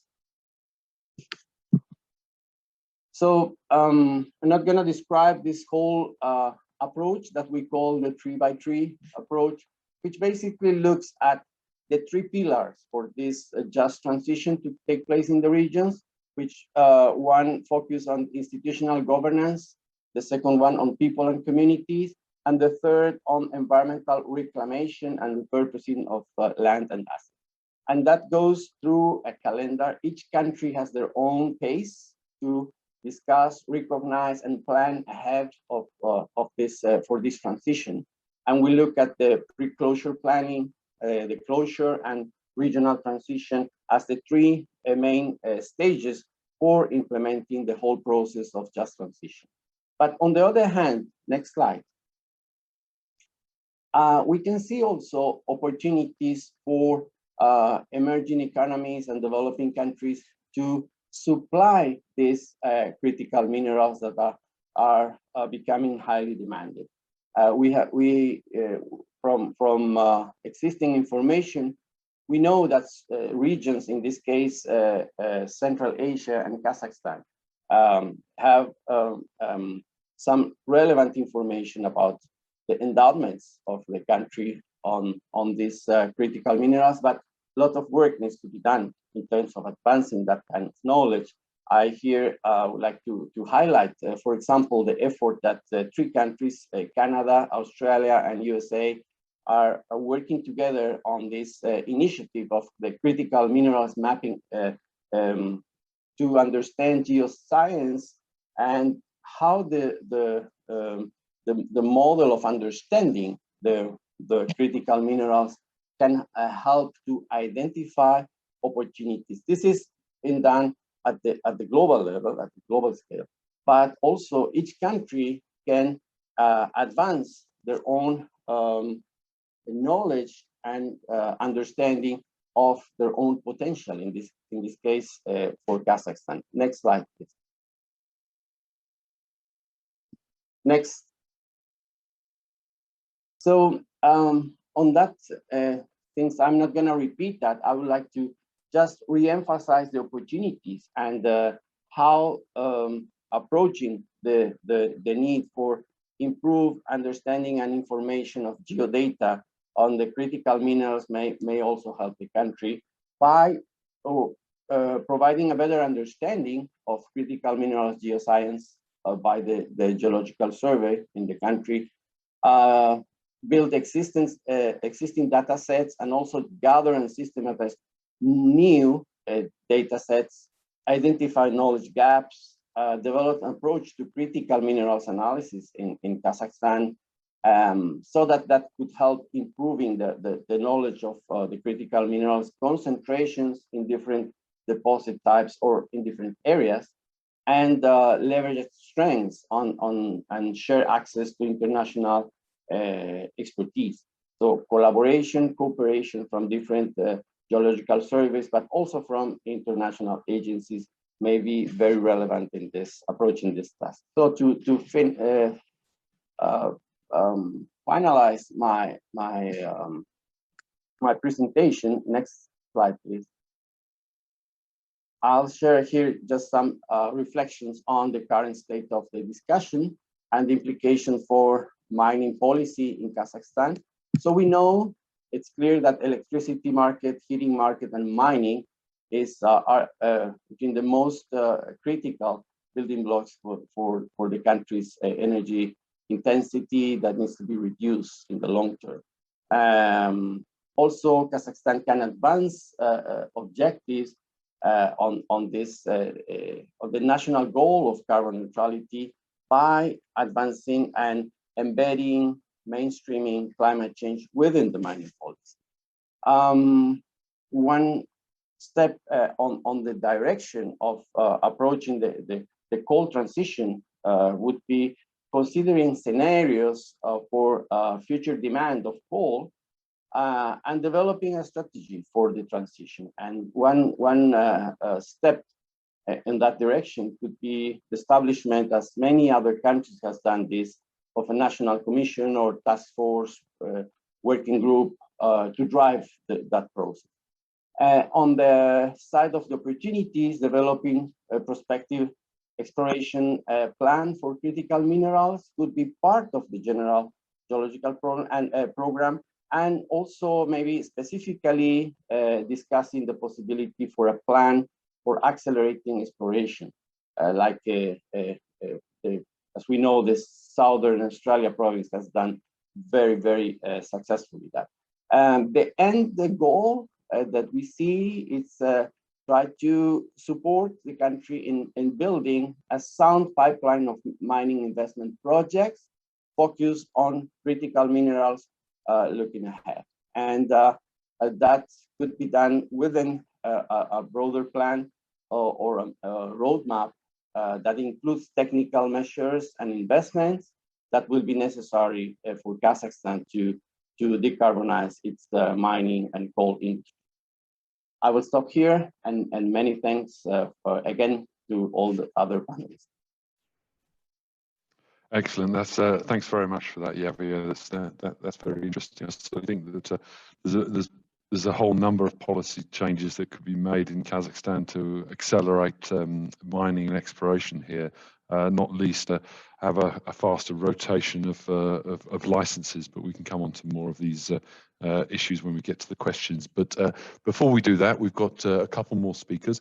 We've got Dimitrios Kos from EBRD, who's going to talk about EBRD's Green Economy Action Plan. So please, Dimitrios, take it away. Thank you. Well, thank you very much, Mike, and thank you for the invitation. And glad and honored to be here at this discussion. So the four key areas that I would cover is just going to give a small introduction to the EBRD, our basic track record in the natural resources space, which covers the mining sector. I'll talk about the basic approach on our green economy transition, and then I'll give you an example of how we're setting up programs to support the low carbon transition, and specifically for the mining sector. So I'm not very well familiar if most of you know the EBRD, but we're a multilateral development bank. We were established in 1991 with the initial mandate to support the economies then of the former Soviet Union in making the move and becoming integrated with the Western type economies and opening up their economies. Since then, we have had a series of events, and more countries have joined and others have graduated. And at the moment, we are owned by 69 countries, 2 intergovernmental institutions, the EU and the EIB. We are a triple-rated institution, been there for quite some time, and our capital base is about 30 billion. Our shareholding structures, as you see below, of which the EU countries hold collectively the largest share, but individually, the USA is the largest shareholder. And these are our countries of operation. As you can see, it covers everything from Central Eastern Europe all the way to Mongolia. Then it covers North Africa, Jordan, Lebanon, and Cyprus. And then there's the possibility of expansion to Sub-Saharan Africa, for which a decision will be made next year, and possible operations in a couple of years. As you see, for the mining sector, we have cover quite a lot of interesting mining geographies, ranging from Turkey to Ukraine, Caucasus, and Central Asia. And we have an active portfolio, as you'll see later down. One second. These are the typical mining projects that we have done. I'm just highlighting here some of the financing transactions. As you've seen, we finance Yildirim and Polymetal in Kazakhstan, and we cover a variety of the mining and the metal industries, from the junior, the smaller mines up to the major mining companies. We cover all types of financing activities, from drilling all the way to closure. And our products cover a variety of financing products, from corporate finance all the way to private equity and listed equity. One of the reasons that working with the EBRD as a multilateral development bank We have a capital mobilization quite sound that we're willing to deploy very rapidly. The quality of working with us, we have a high standard of corporate governance and environmental social standards. We have long tenure, we have a local presence in the country. We've been there for almost 30 years now. And we are a business partner, which means we share risks and we're there for the difficult times. On our green economy transition, last year we made a statement in our green economy transition of 2.1 that we will be contributing at least 50% of our annual business volume towards our green portfolio, which means that more than 50% of our annual business on a year-to-year basis will be classified as green in accordance with the MDB methodologies. And our vision is basically then to inspire systematic change in a low carbon future with all the stakeholders that we get involved, whether it's donors, civil institutions, society. And we want to be recognized as climate leaders in order to achieve carbon neutrality in our country of operation. And for that, the value added that we bring on the table is the technical and commercial understanding of the projects, business development efforts, and expertise to adopt sustainable business lines in line with the Paris Agreement. How do we approach it then on a specific? We have three areas of engagement. The first is the policy, thematic areas, and the Paris Agreement.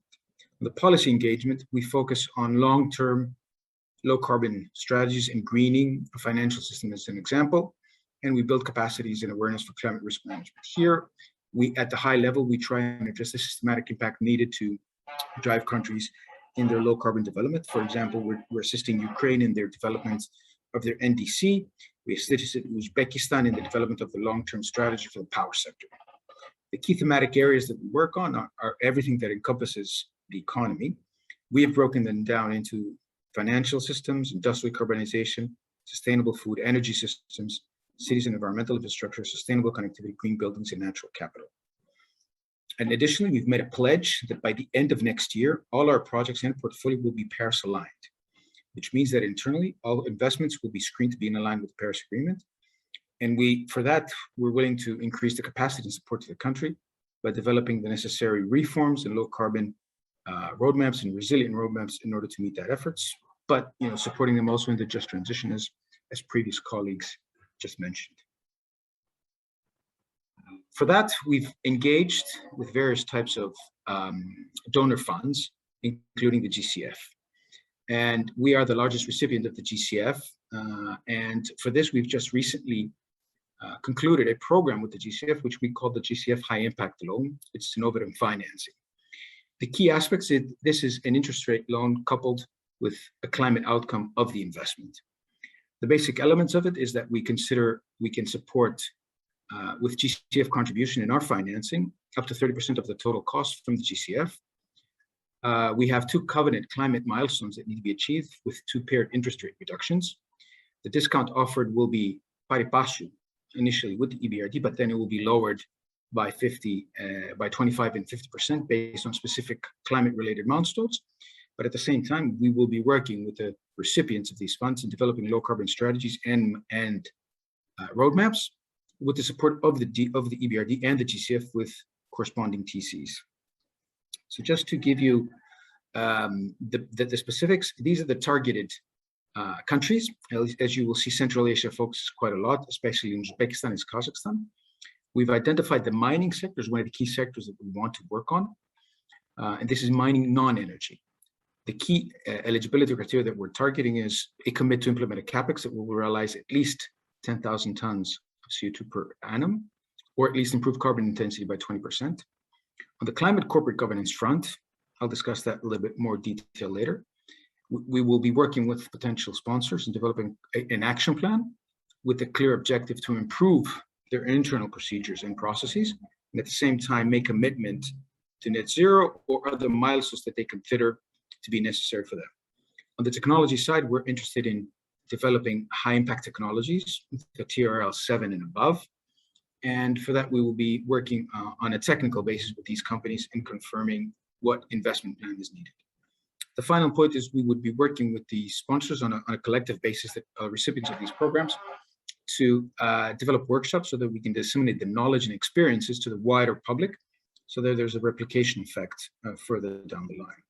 Here, the key areas that we would like to stress is, we will be working with these corporates in developing climate corporate action plan that would lead to a realizable, implementable, and systematic change of their business operation through a low carbon roadmap, which means there will be targets within our financing period, but also targets further down for them to understand how to make that transition into a low carbon future. Some of the key milestones that I just described are here, the project initiation, technology stalled, an MRV system in place, and then the behavioral change, the implementation of the climate corporate governance action plan, along with certain categories of it, or other options of interest rate reduction. This is how it looks like from a graphical point of view, and this just gives an indication of how we see the financing aspects of this. In terms of the climate corporate governance action plan, I'd just like to emphasize here a few things. When we mean climate corporate governance action plan, it can be a lot of things. People have various ways of approaching it. We have developed an internal methodology following extensive discussion internally and working with some key stakeholders. And we have taken certain sectors, and one of the key sectors that we've identified that needs action and needs our attention is the mining sector. We've worked on these 4 areas of processes internally in organizations that we would like to work with them and develop, on their commitment, which means what targets they have, on the accountability, how they account for these targets, the internal processes they have, the capacity, the engagement, the disclosure, and the validation. This is basically a EBRD tailor-made approach based on best practices that we found out there in the industry, and we're applying it to certain industries, and it's custom-made, tailored, adapted to the specifics of the industry, in this case, the mining industry. And when we approach a company, we will start from a gap analysis, understanding where they are on these 7 elements, do the baseline, and then based on the discussion that we have, along with the implementation of the investment program and their commitment to implement, we will discuss with them and understand what level of commitment they would like to go. 2, 3, 4. The higher the commitment, the more they will benefit from the program in terms of reward, both financially from the interest rate reduction, but also from their internal own ability to adapt to the changing world of a low carbon future. I think that's it from my side. It was quite specific to the point, trying also not to overdo my time. If there are any other questions or comments, I'd be happy to follow up afterwards. Thank you very much.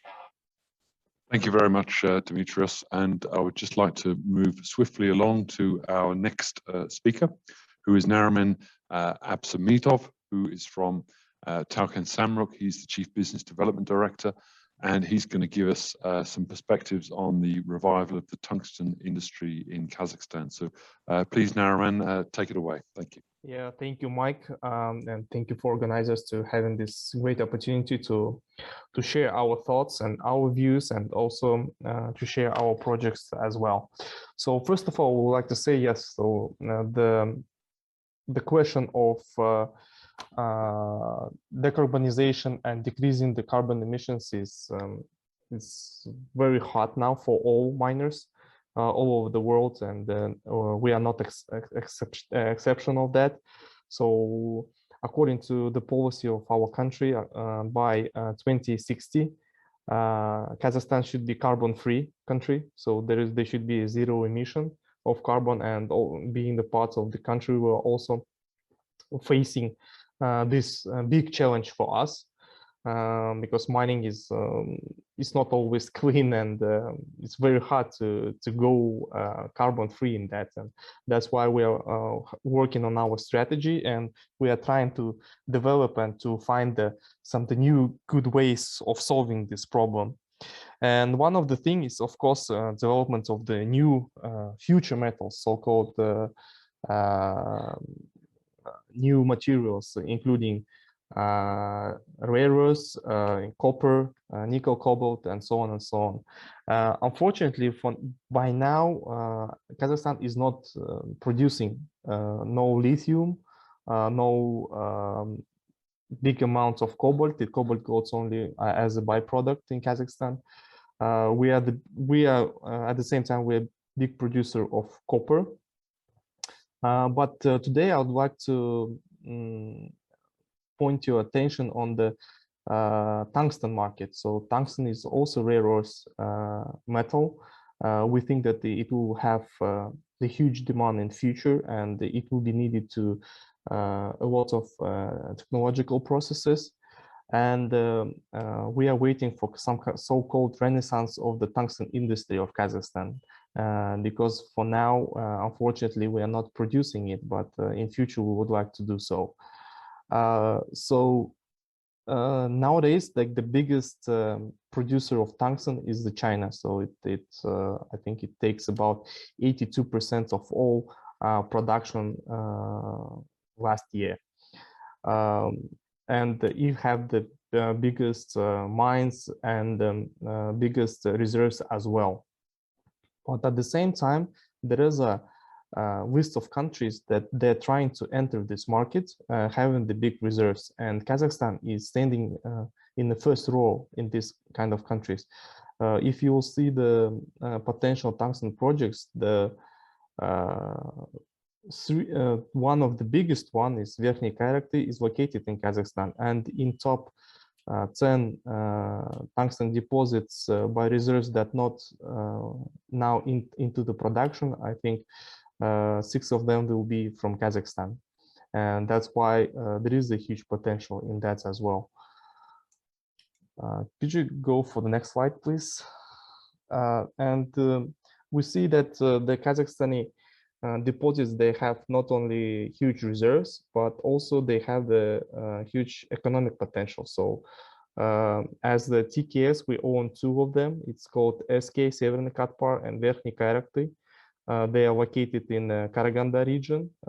It's a 30 kilometer distance from each other. Both of them, they have the huge reserves. So the overall reserves will be of mutually of these 2 deposits will be more than 1 million tons of tungsten. They have a pretty low stripping ratios, 1.5 in SK and 0.4 in VK, and it makes these deposits, if you will see the global tungsten production cost curve, they'll put us on the 2nd percentile and making us very competitive in that market. And in our opinion, we could compete with the Chinese producers of the tungsten in that market. So can I switch for the next slide? So this is the brief overview of the project development and project timeline. So where we are and what we are planning to do. A lot of work's been already done during the Soviet time. It was drilled and the reserves on SK were put on the state balance. But during the last couple of years, we re-drilled about 13,000 meters for verification. Also, we prepared some engineering reports, and in China, we prepared MRE reports, and for SK, we finished the feasibility stage. And now we're switching to, we finished the pre-feasibility stage, sorry, and we are planning to switch to feasibility stage and working on that. Severny Katpar deposit is relatively, it's a huge, but have lower average grade of tungsten. For that, it was being drilled during the Soviet time. It's more than 40 years ago, but the reserves will not put it in on the state balance. For now, we finished the geological drilling. We drilled about 15,000 meters. We finished the metallurgical tests, and now we are in the process of preparing the pre-feasibility study. And in general, so what the main point we would like to say that Kazakhstan is putting a lot of efforts and attention to get into this train of producers of rare earth metals. And in our opinion, so tungsten industry could be the first of this, but in general, we think and we hope that the production of other metals vitally needed to produce EV materials will have a bright future in that. And also Kazakhstan will put their own impact in to becoming the world carbon free, you know, then we will help, and we will be a good and a stable supplier of these EV materials. So this is my brief presentation and our view on that, and we hope that on this benchmark we could develop the further projects in Kazakhstan. Thank you. Excellent, thank you, Nariman. That was very interesting to see that. I certainly didn't know there was that many tungsten projects in this country that were lining up to be developed. So yeah, that's certainly very positive to hear. Now, that was the last of the scheduled speakers on our list for today. So what I'd like to do now is just to move into having some questions, and we have a few that have come in during the course of the session, and what I'd like to do is just go around to individual speakers and ask them specifically these questions. So I would like to just address my first question to Dimitrios, and it's a question from Stephen Turner, who asks about how is the financial community responding to this these new initiatives for ESG. And obviously, we've seen your presentation, Dimitrios, about the how EBRD is specifically responding, and you went through that you've got sort of special terms on loans to assist in this transition. But how is it actually happening? Is there much happening as a result? You have these initiatives, but is it being very successful? Do you see it being widely rolled out and a lot of action on the ground? Okay, well, there are two areas of initiatives. The first is the ESG front, which is the broader environmental social framework of terms and conditions that are being adopted. And then there's a climate responded action. What I presented is a climate responded action, which basically means that alignment of every investment with the Paris Agreement, right? And I just presented a program of how we envisage this alignment to work out. Well, the first is the framework which has been in place for quite a number of years, and it's just an improvement of that framework in line with the EBRD performance requirements based on our environmental social policy, similar to the IFC, similar to the World Bank, and similar to all the other MDBs. Now, these two approaches are going to be converging in the future. Of course, the immediate focus is on the climate front, which is an urgent need. But we expect that all the investments going forward will be aligned on this. With regards to what action we see, I'd have to say that currently this is the first time we're rolling out such a specific program, which is an interest rate reduction program based on specific climate outcomes. So, you know, I hope that I can come back next year and discuss the success of the program with a few investments and project and case studies that we have been working on. But I think they know this is the message that the larger international financing community is sending out to investors, that this is the time of action. And for that, we need specific outcomes, specific deliverables, and specific results. That's why we designed this program. And it's also a message to the larger financing community that at least we as a development institution working on the forefront of innovative financing and having a specific mandate, this is the strategic direction that we will be following. Excellent, thank you. Bill, do you have anything to add to that? Not on the we're not really on the financial side. We don't lend money. We only give advice. If I might, since you've offered me the floor, the one question I'd like to come back on very briefly is about skills.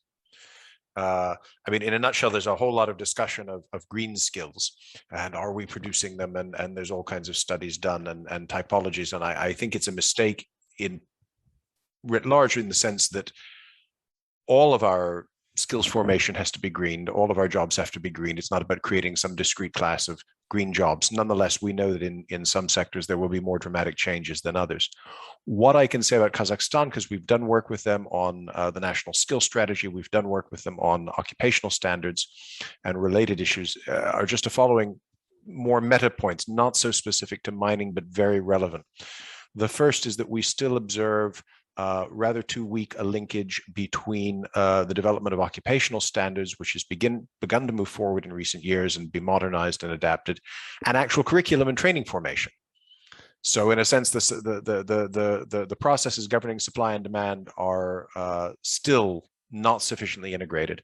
A second thing we observe in the national skills strategy, which was completed, that work was completed just this year during the pandemic, my colleagues managed to carry it forward, is big weaknesses when it comes to adult education, because of course the skills transition we're talking about is not something that we simply have to begin adapting with today's children and young people rising.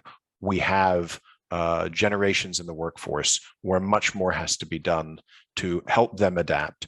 A third area which we observe is actually in understanding what is happening in this sphere, because actually this is one of the areas where in the report from Kazakhstan on their green growth indicators framework that the OECD uses and in which Kazakhstan participates, this is kind of still a work in progress. So we don't have a particularly accurate picture of what is happening. So there's a lot of activity. I'm probably making it sound too negative. It's a lot of activity. There's a lot of initiative, but what we observe both in the OS work and in the skill strategy work is a lot of this is still, there's a governance issue there of coordinating it better and making sure that different parts of this puzzle are actually fitting together. And I think that's the challenge that Kazakhstan really has to overcome in order not just to address skills for the low carbon transition, but to address skills tout court, to raise productivity and enhance development. But I'll stop there. So you mean it's like a question of changing the fancy slide decks into real concrete action? I just wonder, Javier, if you've got anything to add to that on that point about the how is the financial community responding from the World Bank perspective? Maybe he's not there. Are you there, Javier? Yes. I'm here. Do you hear me now? Yes, go ahead. Yes. Yeah, within the World Bank, we have basically division of labor between IFC and World Bank. IFC approaches the work on investors and providing access to not just financing, but also to standards on ESG that are also broadly implemented by other financial institutions. At the World Bank itself, we focus on supporting governments on policy changes. But overall, what I can say is that it's very similar as other colleagues from multilaterals. We are not, we don't see climate change challenges as something that we add to the past work we have done over the last 2 or 3 decades on mining.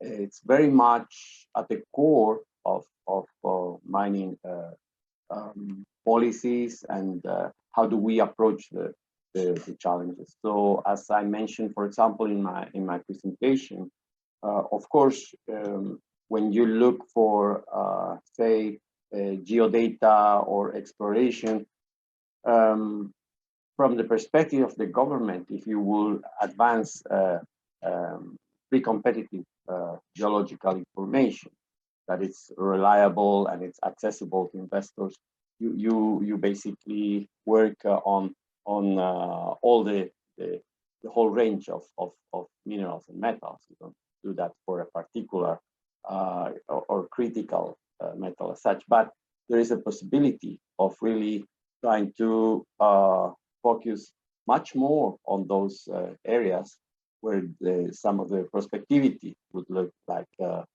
positive.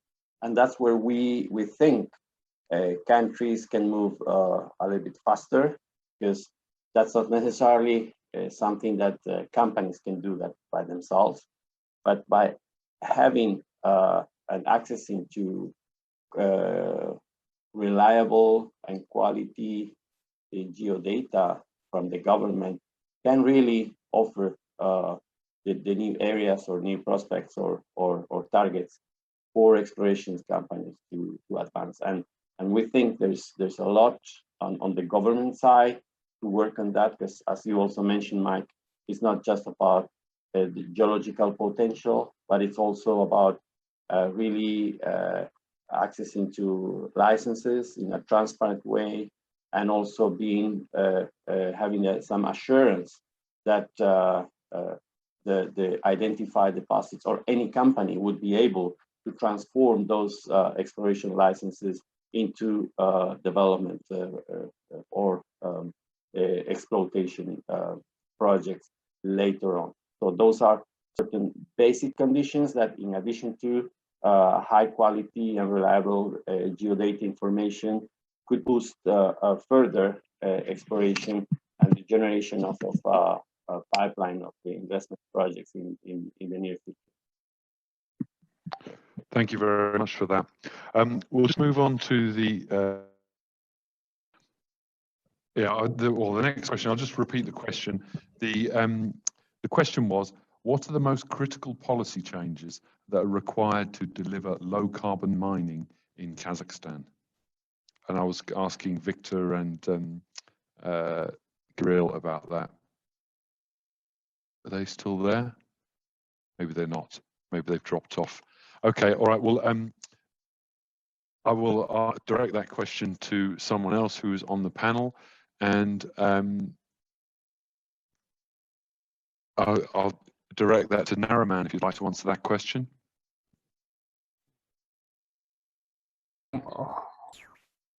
Mike, I hope you can hear me and see me. So yeah, yes, I can. Yeah, it's a very interesting question. I think a lot of things need to be done in Kazakhstan, not only about the legislation, but also the action. So when we are saying that low carbon mining, we have to think about two things. First, it's the direct carbon emissions that we're having, and the second is indirect. When I'm saying that indirect, we haven't electricity from our stations, and most of them, they're coal-based. And according to the calculation of carbon emission, we also bear this carbon emissions, and we have to deal with them something. But unfortunately, this is not only in hands of mining to do so. It's a whole industry of Kazakhstan should be changed of electricity production. And of course, when we are saying that we need to switch, for example, to more clean types of energies such as gas, or maybe even go green, it's always think about the social aspect is becoming very active in Kazakhstan. I mean that nobody wants to the increase of electricity prices.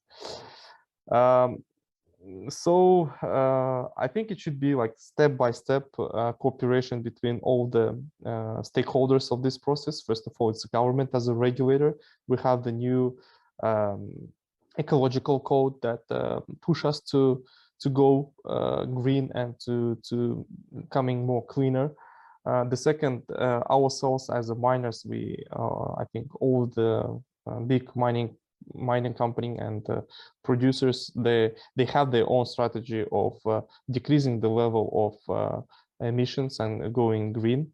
We have such strategy internally in our company as Tauken Samruk. Also, we have as a huge strategy of going zero carbon and carbon-free country as a whole, as a Kazakhstan.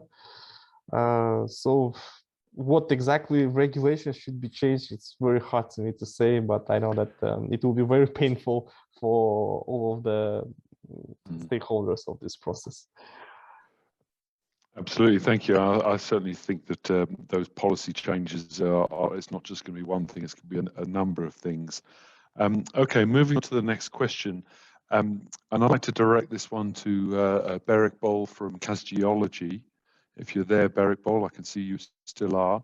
And this was a question that came in asking about what methods will be used to discover the next generation of deposits in Kazakhstan.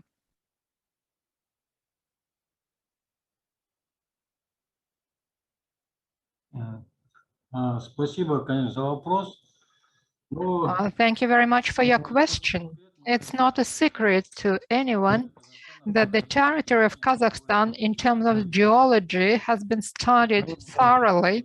And I would say that today and tomorrow, on the first place, we'll see the remote method of the geophysical exploration. And as far as technologies develop quickly, we can see that annually we see some modifications in these technologies. Then I think that the future is for the geophysical methods, both ground methods and remote ones, that can provide us with data on the very, very big depths. Because on the surfaces, we have already opened everything. We have to go deeper.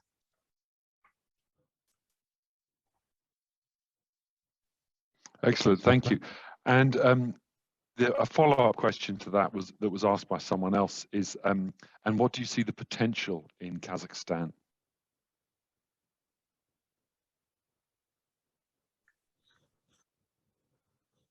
So, potential of Kazakhstan, as we say in general, and the representative of Committee on Geology will be able to answer this question, because the latest assessment that have been done, it tells us about the forecasts, about the resources that we have in Kazakhstan. They are very considerable on all types of the minerals. The main problem is that we have the low content of the useful components in our ores, in our deposits. And I think it is related to the fact that Kazakhstan takes the territory in the center of the continent,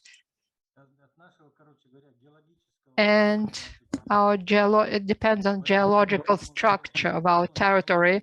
So I think that technologies develop, they develop rapidly, and with every year we involve the deposits with the lowest content of the useful components, and we apply more and more complicated technologies.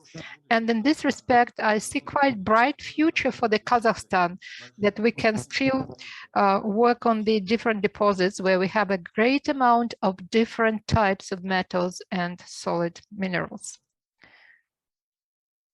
Excellent, thank you very much. And I think we've just about got time for one last question that I'm going to answer myself. And this is a very interesting question that's been asked by someone I don't know exactly, so it's come through on the chat. And the question is about reducing carbon intensity of mining and secure supply of critical materials. The question is there a need to move away from the Western approach of only mining economic resources to a more Soviet approach of exploiting all the metals within a deposit? Now, my response to that would be that if you want to mine marginal or low-grade material, then you're going to require more energy for that, and you're going to require more reagents, and it will cost more. And that's the reason why it's not currently in most mining plans. That's why it's low-grade or marginal material. So my answer to that would be that if we're prepared to pay more for those minerals, then we can pursue policies like that. But it will cost more, and it will have a heavier carbon footprint, because low-grade resources to mine, they'll require, as I say, more energy, more inputs per kilogram of metal if you've got a lower grade than if it's a richer deposit. But I think that probably the other way to look at that is to say, well, in some open pits where there's a lot of low-grade material, some of these copper porphyry deposits that you see in Uzbekistan, for example, Almalik is a good example of this, where there's so much low-grade material that if you stockpile that low-grade material, it will damage the environment through metal leaching. And there's a very strong case for processing that low-grade material, especially when metal prices are high, because you have to remove it from the open pit anyway. So it is quite a nuanced technical question, that, and there are many different ways of looking at it. But I certainly think that low-grade stockpiles in mines where it has to be moved out of the pit anyway, you're paying the mining costs, then there is a case for processing that material are getting metals, as we will see in many copper porphyry deposits in the future, I believe. So I think that's about all we have time for today. I'd like to thank very much all of the panel participants for their time, effort and energy in attending today. I'd like to thank Arthur and his team for organising such a well-organised event. And I'd like to also thank DIT, who I believe are main sponsors here, for their sponsorship of it. And I very much look forward to seeing you all in a physical conference. Hopefully it'll be in April next year, the next full MINEX. So I look forward to seeing you there. And I hope you enjoy the rest of the conference. And there's more of it tomorrow. There's some colleagues of mine that are giving more talks. Victor and Kirill, who you saw today, they're going to be providing more input. So there's a lot more to go. I think we're about at halfway point. Unfortunately, there's no gala dinner, so you'll have to make your own plans. But thank you once again for attending, and we'll see you all again soon. Thank you very much. Bye-bye.